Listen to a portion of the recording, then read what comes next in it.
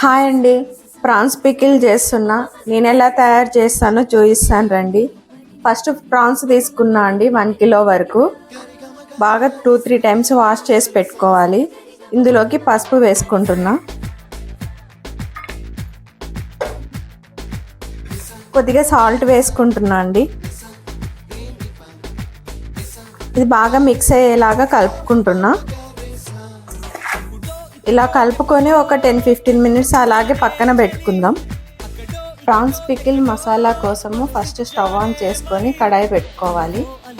ధనియాలు వేసుకుంటున్నా. ధనియాలు కొద్దిగా ఫ్రై అయిన తర్వాత స్పైసెస్ అండి ఇవి: చెక్క, లవంగ, ఇలాచి, రాగి మొగ్గ, అనాస పువ్వు అన్నీ వేసుకుంటున్నాం. ఇవి కొంచెం పచ్చి వాసన పోయేంత వరకు ఫ్రై చేసుకుందాం.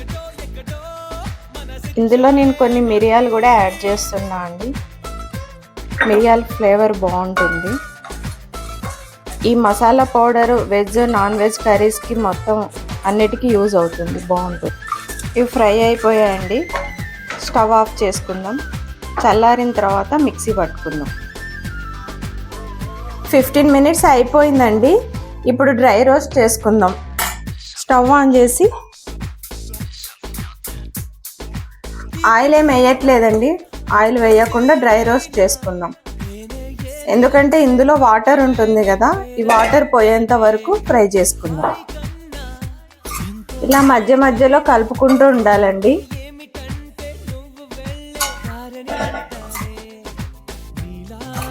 ఇవి 2 kgs ప్రాన్స్ తీసుకున్నామండి. మొత్తం పీల్ చేసిన తర్వాత 1 కిలో అంత వరకు వచ్చాయి. వాటర్ అన్నీ ఇంకిపోయాయండి. ఇప్పుడు స్టవ్ ఆఫ్ చేసుకుందాం.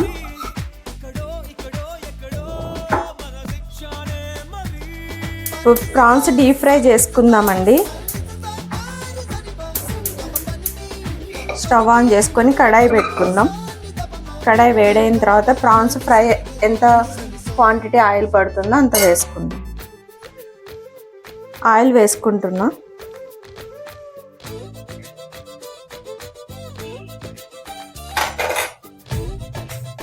ఆయిల్ వేడెక్కిందండి. ప్రాన్స్ వేసి ఫ్రై చేసుకుందాం.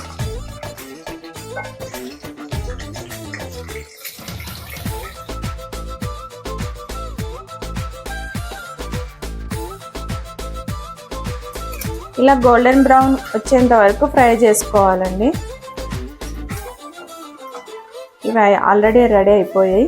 స్టవ్ ఆఫ్ చేసుకుందాం.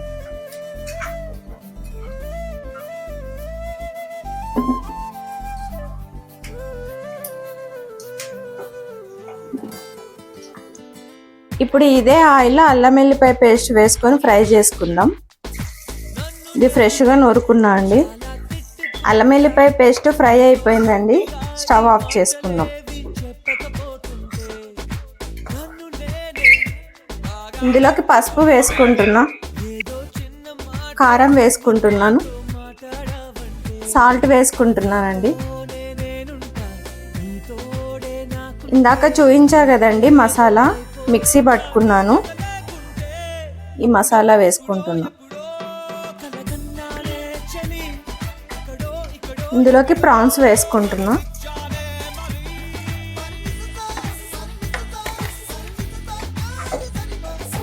ఇది చల్లారిన తర్వాత నిమ్మరసం వేసుకుందామండి. ప్రాన్ పికిల్ చల్లగా అయిపోయిందండి. ఇప్పుడు నిమ్మరసం యాడ్ చేసుకుందాం.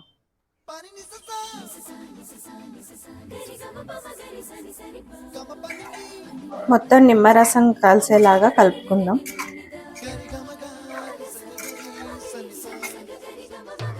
అంతే అండి, ఎంతో simple and tasty prawns pickle ready. మీరు కూడా ట్రై చేసి చూడండి. ఎలా ఉందో కామెంట్ చేయండి.